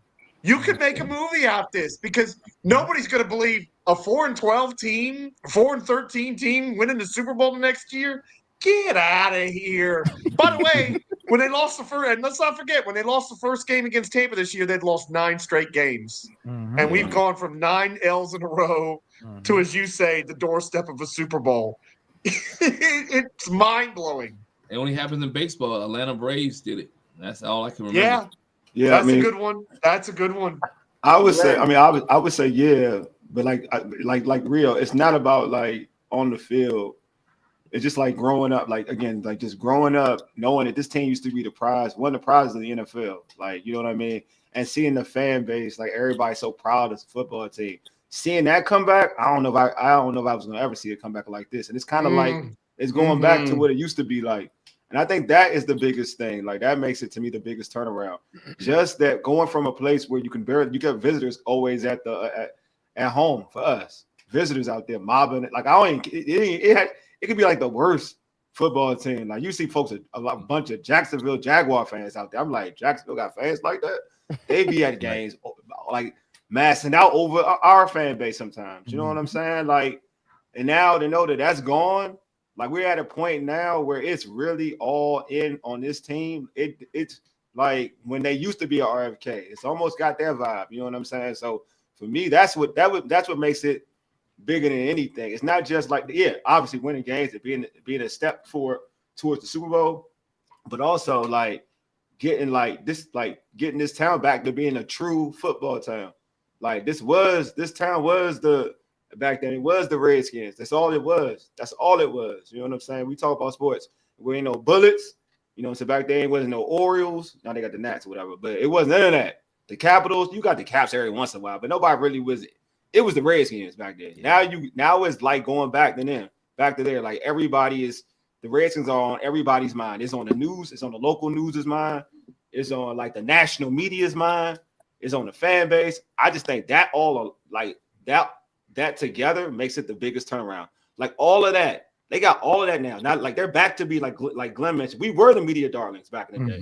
We're the media darlings again, and it's not a thing like it was in 2012. 2012 was like more of it was like a fast-paced thing. This is a consistent thing now. You know what I'm saying? Like everybody's in love with Jaden. Now it's not just Jaden. They're in love with the makeup of the coach and the team and the organization. It's not just one. Back in 2012, it was just, as we keep it being, it was just one person they was in love with. They in love with Jaden. They in love with the team. They're in love with the coaches. They're in love with everybody. Cliff, the ownership, Magic in the building. Like it is such a big thing now to a point where now like yeah, this is a big turnaround because now the image is like so trill. Like the image alone is the trillest thing you gonna ever see. Like we can go back to being like it was us and the Cowboys is the highest, like the most the team that made the most money or worth the most value. Yeah. Yeah. Now we about to be back there. It looks like we about to send back to where we need to be. Like the class of the league. You know what I'm saying? So Bro, to me, that's what it is. Yeah, and think about this. You've heard nothing negative about this team at no point this season. Nothing negative off the field. Nothing like crazy. Like Jaden Daniels is literally like the best person in the world. That's what they say. Like how he is about his teammates, how he prepares. He's the first one in the building. He's the leader of the team. He galvanized the whole roster. You know what I'm saying? He just like they don't say anything bad about this team. They all got good guys on their roster. They handle their business, and they not out here in these streets. They working hard, like they doing. Man, this is a completely different regime from top to bottom, and it goes to show, bro. Some teams will never be successful because at the head it's not done right, bro. Like, how can you run a family if you're not correct, bro? Like, how you're not a good leader? How can you run a family, dog? It's just not gonna happen, bro. DH, you've been taking a lot of shots. I thought it was normal to have a guy driving. I'm sorry, man. Listen, DH, you've been taking a lot of shots at a certain team. I know. You know what? Specifically who you talking about? You know what? It's because we've been getting a lot of shots on us, man, and we've been that team. Now I feel great, and I'm not necessarily. I don't want to take any shots, but it's Rabbit got the gun now. Nah, tell him Rabbit got the gun now. But nah, man, but it's true because it's just a completely holistic change, bro, and it's visible. And you saw it from moment one, how just the mentality has changed. You know, the fan base. Like when Magic Johnson came in, I know y'all saw that content piece. We came in, Magic Man. All right, guys, I want to meet with y'all. We're gonna be a good team. We're gonna go out here. I want you to support. You know what I'm saying? Like he came in. Like that. Don't do it. Don't do it. You gotta say 10 straight lines of Captain Obvious greatness, right, bro. Right. That is Magic's bag, bro. Magic tweets like artificial intelligence type. The Washington Commanders played great football today. Jaden 33 to 21. Completed more passes than incompletions today. That's what you got to do if you want to be a winner, like Showtime Lakers. That's what you want to do. Well, you know, I thought it was normal to have the DEA rating our building. Right. I thought it was normal to have a guy driving 120 in a 45. Oh my God. Crazy. Hey, nice dogs are still dogs, right? Nice dogs can still be dogs. And just because you're nice don't mean you ain't got a bite. And so we got a lot of people who are nice dogs, but when they step on that field, they become genuine dogs and they go get it, right? Yes, we've seen them, the nicest dog they've been, Terry McLaurin, get a bite this year, right? We just talked about it. A guy who was quiet. We see more emotion, more animation, more excitement, more cuss words out of Terry McLaurin than we did all the years that he's been here in Washington. Excitement brings excitement. Bro, that's wild that we never heard a pregame Terry speech until his 7th year in the league. Like, I know he has given one at some point, bro, but I need more of those. I need more of those and less of Jonathan Allen's. Hey. Facts. I ain't gonna lie to you, facts. Be who you supposed to be. Stand on what you are. Say that for the people in the back that didn't hear you, Rio. Yeah. We need more of those Terry ones and less of those Jonathan Allen ones. Oh, I agree. Allen, lead by example like you did on the field last week. Look, I agree. Hey, Terry, y'all know Terry, my dude. I like Jonathan Allen, but you know Terry, my dude. I'm sorry. Man. Terry give me hype. As soon as Terry catches a screen, I'm hyped. Like I'm like, yeah, let's go. Like something about Terry. When Terry gets touches, man, it do something to the team, bro. It just does something. You see it. Yeah, it's like a stat where if he gets 6 catches or more, we've only lost like 4 games throughout his whole career. It's something That's crazy. why I want that 1A treatment. Like, fam, yeah. I don't care what coverage they got him in. You get the ball out to him early in game. There's no reason a first quarter should end and he hasn't been targeted 3 times already. That's right. There's no reason. He's that guy. Treat him like he's that guy. We don't care about Quinyon Mitchell. We don't care about none of that. I don't care if you're bracket covering him. They do it to the best receivers in the league. Jamar Chase still finna eat. So get him the ball. Man, you saw what happened with Quinyon Mitchell the last time. We was doing all that talking. See what happened when you talk to Terry? When you talk to Terry, you get bit. You gotta sometimes you gotta let sleeping dogs lie. You don't talk to Terry. When you talk to Terry and you get him amped, that's a problem. It's a problem. It's an automatic problem. You know what I'm saying? So, hey, Glenn, you got the last one before we end this joint out about that. Yeah, I got you. I got the last one here. Hey, when did you guys when do you think the fan base started believing in Dan Quinn? Right? When you did, because can we be honest? Nobody wanted Dan Quinn. Yeah. Nobody wanted Dan Quinn. So when did you guys start believing in Dan Quinn? I'll step out there first on this one. I'm not gonna hold you, bro. He had me at hello. Like the intro presser. When that man said and gave the exact amount of days since he got fired in Atlanta, I said, oh, he been waiting. He been counting. You might as well. He probably got a calendar with a bunch of red X's on it, and he been counting down the day. He wasn't trying to keep being a defensive coordinator, but he did what he had to do to build his morale and build his stock back up to get another opportunity. But in the process, he built up a terrible Dallas defense into one of the top units in the league. Bro, his intro presser got me ready. When I seen him sit next to Adam Peters and Adam Peters sat next to Josh Harris, I said, oh, we're moving different as a franchise right now. These guys are on a similar accord. These are like-minded guys. This is going to work. I bought into the process immediately. Obviously, you need to see stuff happen on the football field, but he told me, I knew that day, like, I apologize. I was not familiar with your game. Like, I started to hear all these things come in from current players, former players, media. Like, this dude carries a weight. He carries a gravity about him, and humans will swear by this guy. I immediately saw that this is going to be different because you can't tell much from an opening presser, but I could tell immediately, oh, this is going to be the guy that we thought and wanted the last guy to be. So I'm not going to hold you. He had me at hello. It was the opening presser for me. I respect that. What's up, Ed? Yeah, man, it's tough to say one moment is a bunch of moments, but yeah, I would say the Monday Night Football game too. Honestly, man, like, because we talked about Terry, how the first 2 games of the season, Terry didn't get many touches, he didn't get many yards. We had a whole conversation about, is he a wide receiver number 1 or top 20 in the league? And Terry got a big catch, he had a touchdown, and Dan Quinn just picked him up and hugged him. So I mean, it's just stuff like that, just putting that battery in your back. But other things too, like you hear division rivals just hype up Dan Quinn. They're not hyping him up; they're telling the truth. Like, he shows boxing matches to the players before the games to get them hyped. He just puts that battery in your back. I mean, he also said he learned from his mistakes at other places. That was the biggest thing to me. I mean, he's reached out to many coaches, many players on things to improve on. So he's a guy that gets better. He's learned so much from his time with Dallas as defensive coordinator, learning from, the big loss they had in the Super Bowl. So there's just so many things that he learned from. So I just love that he's a guy that listens to other people, other coaches that wants to improve. So, but just the energy that he brings, the 4th downs, all the 4th downs that he's going for too. There's times where we go for a 4. I'm like, nah, I don't want to go for him. I'm like, just take the 3. Especially the Buccaneers game. I was like, bro, let's take the 3 at least 2 times. I was like, let's take the 3. But nah, like he lets them hang, and for good reason. And we're converting on them. So I would say really just the Bengals game, that moment with Terry that he had. Another moment too, like B-Rob too. This is my last one. B-Rob in the Lions game, we was ragging on him. Myself included. Good point. I was done with B-Rob. The first touchdown he scored with B-Rob, him and B-Rob, they hugged. He had a good conversation with B-Rob too. And they said in the presser that he had a one-on-one with B-Rob. They watched film together. And B-Rob said it himself. He was like, he just needed that to believe in himself again. So Dan Quinn's that guy, man. Yeah, I like that one.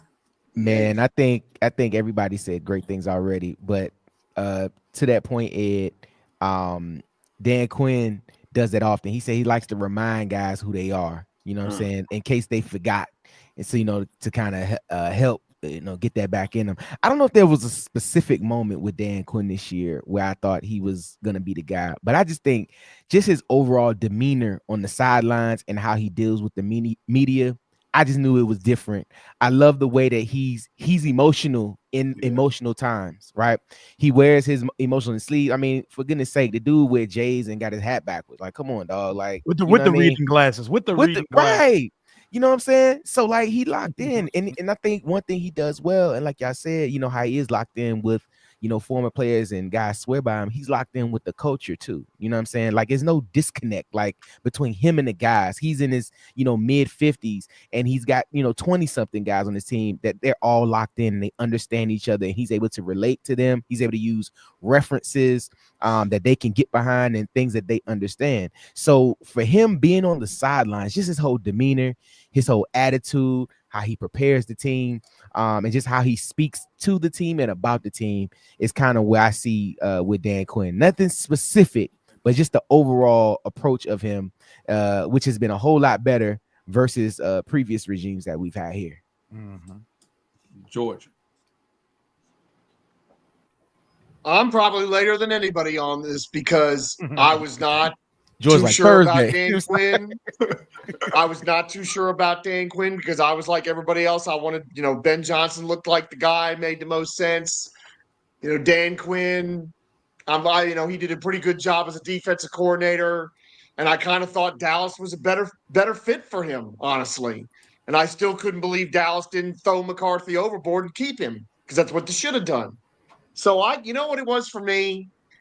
It was the second Giants game, which is going to sound strange because, who are the Giants? Except who are the Giants? The Giants were the team that could always beat us.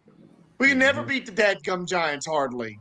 We had the one time we beat them, the guy jumped offside on the field goal, we would have lost to them again. Daniel Jones had ownership of everything in Washington, D.C., lock, stock, and barrel. And we went up there, and even though the score didn't reflect it, pretty much controlled the game, won easily. And at that point, it's like, okay, this is not the same old Commanders. And Dan Quinn was obviously what this team needed. And if there's anything else, it's some of them post-game things he says, because that team, when he comes in there after a win and says that and does that, yes, it does that, and the stuff he says, it's like you want to get up and run through a brick wall. You want to suit up, put a helmet on, and run through somebody. I'd go to war for him. Like I'd go to war for him. I go to war for him. Absolutely. Mm-hmm. Suit me up. Wally. Oh, for me, it was when I actually got a chance to go cover in the training camp, and because I wasn't happy. I ain't gonna lie, I didn't want Dan Quinn. It wasn't like my first choice, but I didn't hate him though. Because I looked at his track record, like he's done even Atlanta, like you know, he took the Super Bowl and whatnot. He should have a ring on his. Should have a ring on, yeah. And I wasn't like, I didn't think it was the worst hire in the world. It wasn't like, I know like a lot of people wanted Ben Johnson and whatnot. So I was kind of like, all right, we about to get Ben Johnson. But I wasn't like, when we got Dan Quinn, I wasn't upset, but I wasn't sure if he was the guy to kind of turn everything around. I went to the camp and I just saw how his camp was moving and how the players were playing and like how hard they were practicing. And like basically it was truly like if you're talking basketball, you tried out for a high school team, like open gym. Like it was truly open gym. Like he was rotating bodies. Like they were rotating bodies. Like you would think if you thought this dude was starting, this dude would be starting with the ones that you wouldn't think would start with the ones. Or this other dude was starting with the backups that you thought was a starter. So I was like, oh yeah, he breeding competition for real. Like ain't that's when a lot of times coaches say competition, but folks are just penciled in. It is what they know, just lie and say it. But he was doing real competition, offense and defense. So I was like, okay, really assessing things and whatnot. And I was like, you got to earn your keep to be on this team. And there ain't no favorites like in camp. There was like pretty much you got to earn who you are. Like just why you have like a player like D.H. Mason and De'Ami Brown. Like you saw if you watch camps, you could tell like he was playing with the ones a lot. You know what I'm saying? Or OZ was playing with the ones a lot. You know what I'm saying? So these guys were playing with the ones. This is what Jahan was there. You know, you saw Jahan not playing with the ones. He was playing with the twos a lot. So to me, I was like, all right, like this dude different. You're all right. This dude is different. Like I'm like, I can vibe with this. Let's see how the season play out. You know what I'm saying? But I like the messaging. The messaging was cool. And then it's not just the head coach. A lot of people, people like to just judge the head coach. It's the people that you bring in the building. Glenn mentioned Daryl Tapp. I saw Daryl Tapp. I was like, yo. Don't steal my point, man. Don't steal my point. I screamed out like, yo, who this? It's like Daryl Tapp. That's Daryl Tapp from VTech. They got VTech Daryl Tapp. Like, I was like, oh, snap. And I'm hearing him yell, cussing, like getting at him. I'm like, getting at Allen, getting the Payne, getting all of them. I was like, oh, okay, we here. So, and then you see like, even, Cliff and everything would just look good in practice. So I was like, all right, I believe I can see what's gonna happen. Let's see how week 1, week 2 work. I was a little upset at week 1, but they bounced back. But it is what it is in terms of like when I believe that this team, that Dan Quinn could have been the guy. Definitely when I went to training camp. To me, it was when he hired Anthony Lynn, when he hired Cliff Kingsbury, when he hired Brian Johnson, when he had guys who have been successful. A good head coach is only as good as his staff, right? A good leader is only good as the people that surrounded around him, right? So when I saw him hire these people, and he didn't have just a whole bunch of yes men, but he had guys, had men, your Bobby Ingrams, your guys, your Daryl Tapp, as you mentioned, those guys that was willing to, you saw play well, that played at a high level, and you knew that there was going to be accountability, right? When you read reports that, Anthony Lynn, the first thing he did as a running back coach would take all the running backs out to dinner, right? And to get to know these guys as men, right? And that's what, like I said, you know what? This team is going to be special. Something's going to be different. And Dan Quinn allowed coaches to coach, right? He doesn't micromanage. He let these guys do what they're supposed to do. And I'm like, you know what? He probably is the guy, the fit for this team. And DH said it, when his press conference, he talked the talk and he walked the walk, and these guys relate to him. And you can see that they really genuinely love him. Just like Ed said, when he hugged B. Rob and they had that moment on the sideline, that conversation they had, you could see that it was real. It was genuine, right? He wouldn't let B. Rob go to the bench without talking him up. And that's one thing that you learn, man. If you get on a guy before you leave practice, before you leave the game, show him that you love him, and the kid will play for you for the rest of your life. So that's one of the things I knew, that Dan Quinn was that guy. When I heard a player say, when he hired his staff, and when players say, you know what, I like this dude, I can trust him. Because sometimes you have player coaches that people didn't trust, they got over on. Yeah, pause when I interviewed Cole Turner, not Jamin Davis. Chill out, dude. I know what you're trying to say. Chill out. Hey, yo, both of them ain't around, right? No, Cole practice squad. Cole on practice squad. Cole on practice squad. Yeah. And you ready? Hey, Mo, you can take us home, bro. Take us home, dude. Yo, man, it's been dope, man. It's been a great show. We want to thank y'all for being on, man. We want to give y'all the platform to just tell folks how they can catch you on social media to catch your content. We're going to start with Rio, make our way to the left until all y'all are done. Let's get it, man. Rio Robinson show is called Rambling with Rio. Rio_Robinson 91 on all social media platforms. Catch me rambling, spiraling, crashing out about my Washington Commanders. And if you didn't know, because we didn't talk about it during this stream, Washington's punching that ticket to the Super Bowl on Sunday. Woo. Yeah. Shout out to y'all, man. I'm a cousin here, man. So I'm here all the time. You know what I'm saying? So I appreciate y'all having me. But you can find me at Breaking Command Entertainment, where I host a show with my partner here, Rio Robinson. We host the Afternoon Kick. We have 2 episodes tomorrow, one at 2 p.m. with comedian Winston Hodges. I don't know, you might have seen some of his videos on Instagram. He's a guy to be waking up in the morning talking about the Commanders won again. So we got him on live tomorrow at 2, and then at 5 p.m. of course me and Rio will host the Afternoon Kick. But you can find us at Breaking Command Entertainment, and then on X is DH on the mic, man. And of course, man, this whole season with y'all, man, has been an amazing time, an amazing journey. And I got a couple more episodes in me, man, so we gotta keep it going. You know what I'm saying? Take us home, man. Yes, sir. Yeah, you can find me on YouTube. Of course, you just type in Ed Oliver Commanders. You can find me on there. You can find me on Twitter. My Twitter name is a little long, as EDT002 flat.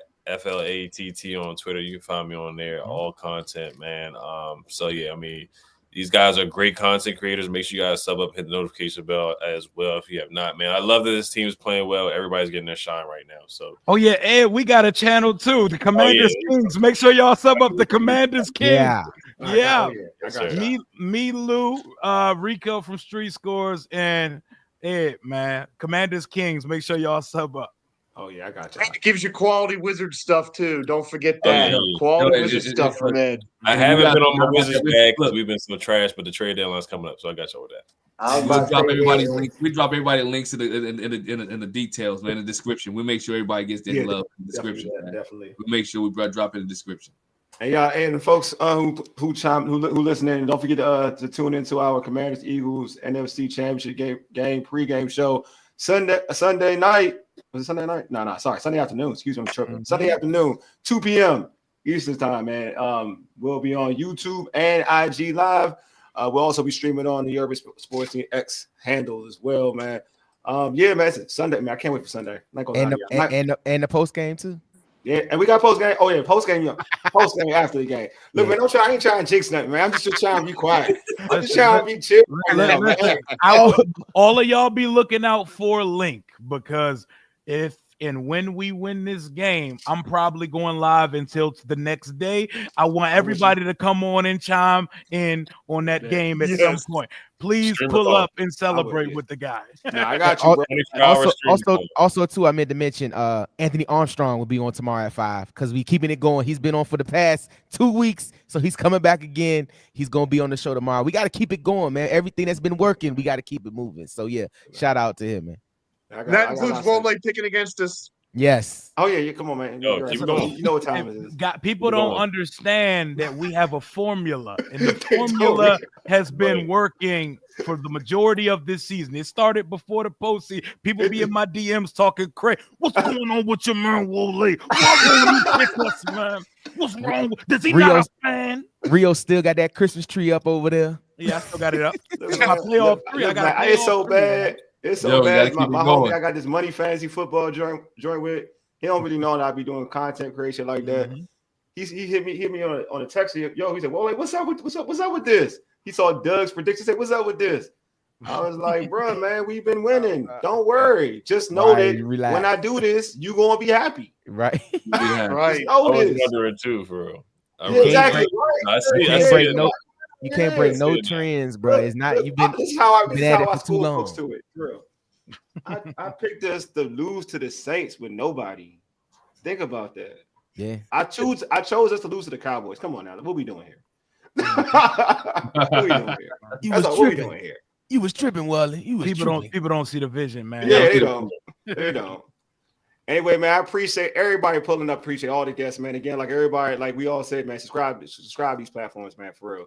And these folks are doing great work, great Commanders content, man, for real. So make sure you pull up, make sure you subscribe, support. You know what I'm saying? So anyway, you've been listening to All Burgundy and Gold, everything powered by the Urban Sports Team, Fox Sports Radio, 96.9 FM and 1340 AM, Hopewell, Virginia, for ages. You dig? Deuces, we are out.